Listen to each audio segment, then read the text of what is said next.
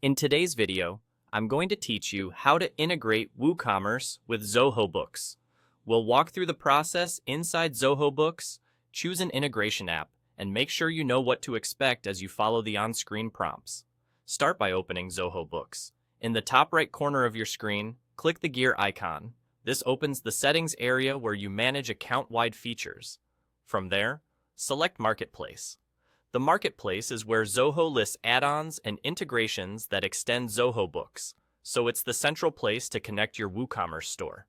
Once the Marketplace loads, use the search bar and type WooCommerce. You'll see a list of apps and extensions that specifically mention WooCommerce and Zoho Books integration. These can include official options and third-party tools.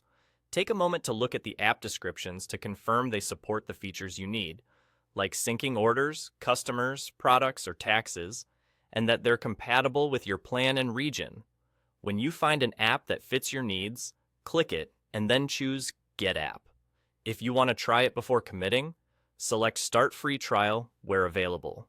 A trial is a great way to verify that data flows correctly and that the settings make sense for your workflow.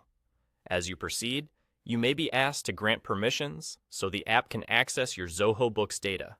Review these prompts so you know what's being connected. Each app will have its own step-by-step setup inside the installer. Simply follow along on the screen. Typically, you'll be prompted to connect your WooCommerce store by entering your store URL and authorizing access. Many apps also guide you through options such as mapping products, setting the sync direction for customers and invoices, choosing whether stock levels update automatically, and aligning tax settings so totals match between platforms. The installer often includes a quick test or sample sync so you can confirm everything looks right before going live. That's all there is to it.